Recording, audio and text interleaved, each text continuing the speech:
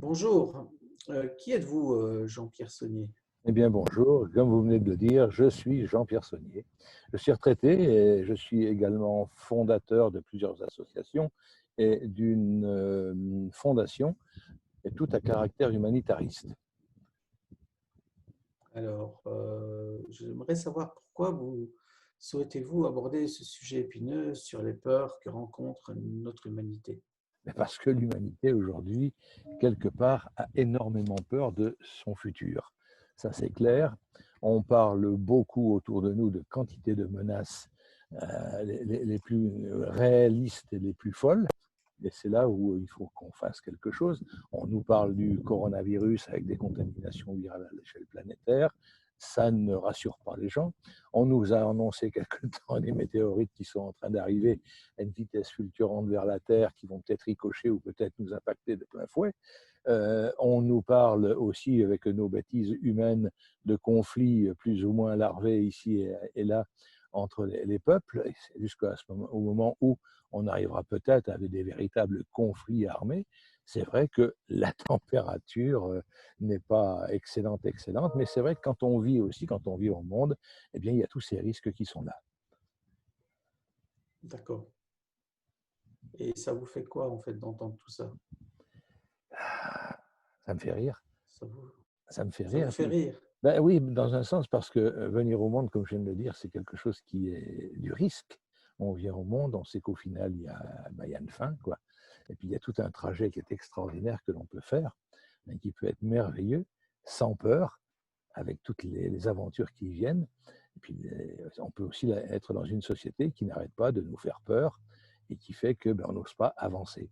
On est un peu dans cette société-là actuellement, et beaucoup aujourd'hui sont pris par cette peur, et il y a notamment une qui est celle de l'arme atomique. Et on a raison, parce que celle-là, on pourrait la maîtriser, alors que les autres, on ne peut pas les maîtriser. La menace atomique, elle est bel et bien là, et certains peuples, certaines populations souhaitent vraiment avec force qu'on arrête de donner l'autorisation à des pays de fabriquer et de posséder la bombe atomique. Et puis il y en a d'autres D'accord. qui sont un petit peu plus sages, hein, qui disent mais ça serait quand même mieux qu'il n'y en ait pas du tout. Ça, c'est une bonne réaction, c'est beaucoup mieux. Alors bien sûr, moi, quand j'entends ces deux réponses, quelque part, j'éclate de rire, parce que à chaque fois, c'est la même chose. On est devant une question qu'est-ce qu'on fait, quoi? Qu'est-ce qu'on fait? Et on a peur. Alors moi, ça me fait rire Et parce qu'il y a beaucoup de choses d'autres à faire. d'accord, mais quelque part, c'est pour quelqu'un qui est un peu extérieur de votre propos, c'est pas un peu trop choquant d'en éclater de rire? Si, si, mais ce que j'aimerais bien, c'est que les gens rient avec moi, parce que je crois qu'à ce niveau-là, il faut être radical. Alors qu'est-ce que je veux dire par là? Puisque nous sommes, on va le dire, suffisamment idiots pour tenir encore cette idée de bombe atomique dans les arsenaux, puisque nous avons encore l'idiotie d'entretenir ce discours-là dans nos salons, eh bien, nous devrions peut-être réagir autrement, en sachant que si quelque part on croit qu'il y a des êtres qui tournent autour de la Terre de temps en temps et qui nous visitent, ceux-ci, je parle d'extraterrestres par exemple, ils pourraient nous regarder avec aussi un sourire, un rire peut-être, même un éclat de rire, en disant mais cette humanité, c'est une humanité imbécile, stupide, barbare et voire même criminelle. On est dans une société ensuite qui, comment dire, pousse le bouchon très loin quant à ces choix de société. Alors pendant qu'on y est, puisqu'on est dans la stupidité, la bêtise, à vouloir absolument une bombe atomique ici et là, pourquoi ne la donner qu'à quelques pays qui se sont accaparés le droit de l'avoir et qui le refusent à d'autres? Dans cette stupidité de la possession de la bombe atomique, mais il est indispensable aujourd'hui de dire, mais tout pays qui veut la bombe atomique doit l'avoir. C'est un droit. D'accord. C'est un droit.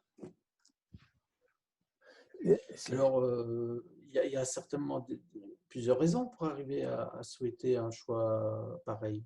Ben oui, allons jusqu'au fond de la stupidité. Donnons, accordons ce droit à tous les pays. Il faut le donner. Et puis, qu'est-ce qui va se passer? Il y a deux choix possibles. Le premier,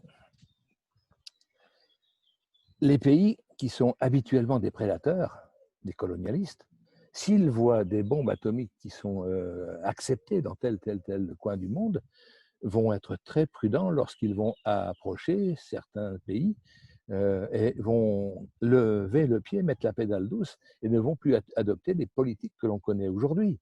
Aujourd'hui, certains pays n'hésitent pas à aller écraser des pays parce que, bien sûr, ils ne risquent rien en contrepartie. Alors, on va abuser de ces pays, économiquement, politiquement et voire militairement. Pourquoi donc? Là, il y a intérêt à ce que chaque pays ait la bombe atomique pour se défendre. Parce que le plus petit pays avec une bombe atomique, lui, va dire, vous me cassez les pieds, je l'use, je l'utilise. Et les grands prédateurs vont dire, oh là, on va peut-être pas aller jusque-là. Ça, c'est une possibilité. Je ne suis pas pour. Et puis, il y a une autre raison, c'est que l'humanité, voyant le nombre de pays, 209, je crois, actuellement sur la planète, 209 pays autorisés à avoir la bombe atomique. Vous imaginez un petit peu la mentalité, l'état d'esprit de l'humanité? Il y a de fortes chances que là, si avec 5 bombes atomiques, 6 pays avec les bombes atomiques, ou 7, je crois, existent, et là, il y en a 209. L'état d'esprit de la planète change. Et là, peut-être pour un bienfait, parce que là, tout le monde dira, oh là, c'est beaucoup trop dangereux, ça, et il faut l'interdire. Mais tout le monde, puisque tout le monde a la bombe atomique, il faut qu'on annule cette possession pour tous les pays du monde. Il n'y a pas de raison de l'annuler pour un et pas d'autres. Et là, on arrive peut-être à la meilleure des solutions. Si l'intelligence n'est pas encore au rendez-vous, ben, ça va être la peur qui va faire que les humains auront refusé la possession de la bombe atomique. Il y a autre chose à faire. Et alors, comme alternative à cette expansion de donner la bombe atomique à tout le monde, qu'est-ce qu'on pourrait faire d'autre? Vous avez bien compris. Quel genre de solution? Vous avez bien compris que je ne suis pas pour la bombe atomique, où qu'elle soit. Pour moi, il est impossible qu'un seul pays détienne une bombe atomique. C'est la mort assurée. Je crois que c'est Einstein qui a dit un jour, construisez une bicyclette, eh bien, il y aura toujours quelqu'un à un moment donné qui montera dessus. Construisez des bombes atomiques, il y aura toujours quelqu'un à un moment donné qui l'utilisera. Et ça a été fait. On l'a vu, Hiroshima, Nagasaki, ça a été fait. On l'a utilisé, on n'a pas hésité. On n'a pas été la mettre à 40 km sur la mer devant le Japon. Non, on l'a mis sur 2 villes japonaises.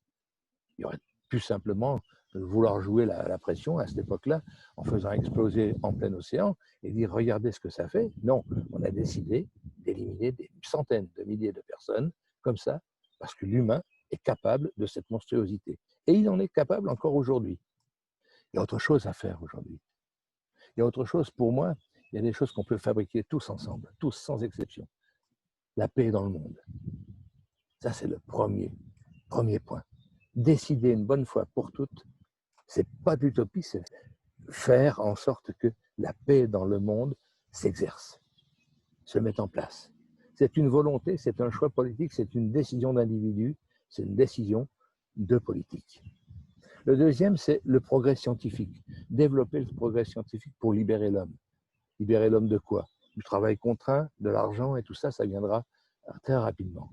Là où les robots iront travailler, où là il n'y aura plus d'humains à travailler, eh bien on sera rentré dans une nouvelle société extraordinaire.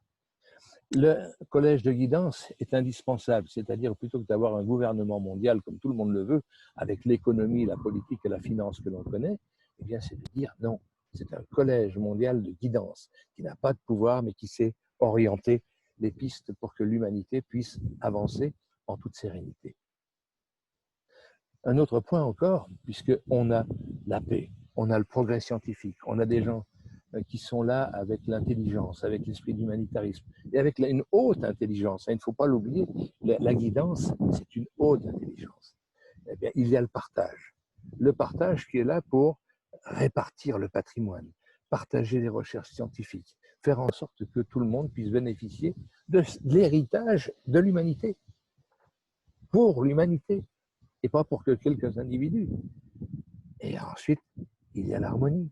L'harmonie qui est le fruit, en fait, de l'excellence de ces 4 points principaux: la paix dans le monde, le progrès au service de l'humanité, le partage pour chacun, et puis la guidance intelligente pour tous.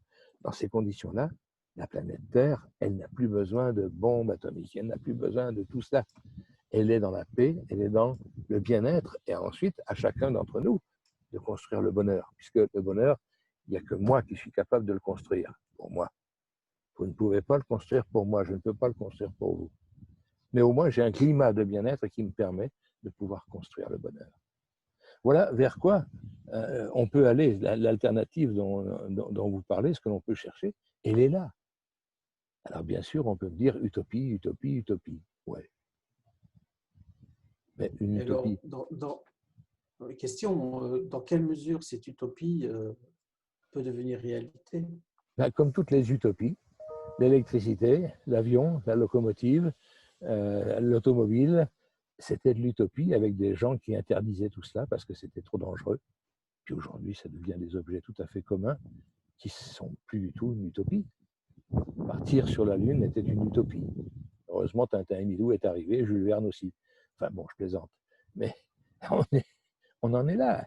Et monter un modèle de société tel que je vous le dessine, là je vous embosse le portrait, mais c'est une utopie, oui, mais réalisable. On a tous les atouts pour. Tout est là. On a hérité de l'histoire de nos ancêtres, ils nous ont amené tout ce qu'ils ont pu nous amener en connaissance, en sciences, en technologie. Depuis un siècle, on a développé encore des quantités de choses nouvelles et on va aujourd'hui à une vitesse fulgurante vers la découverte. On va arriver bientôt dans la singularité où tout va être pratiquement possible. On a tout. Il suffit simplement d'un tout petit peu d'amour entre nous et puis de dire on le fait, on l'a fait cette paix, on l'a fait cette société. Et puis, je disais, des extraterrestres qui nous regardent là-haut, ils attendent, eux, de nous dire ben, ça y est, vous êtes arrivés au bon niveau, on peut vous accueillir. Eh ben, on fait une ambassade et puis on entre en relation avec eux et on fait partie de l'univers intelligent et plein d'amour. Ça vaut le coup d'essayer, non? Qu'en pensez-vous? Eh bien, merci pour ces belles réponses à des questions simples que tout le monde se pose. Et on se retrouvera à une prochaine interview, j'espère. Super, avec plaisir.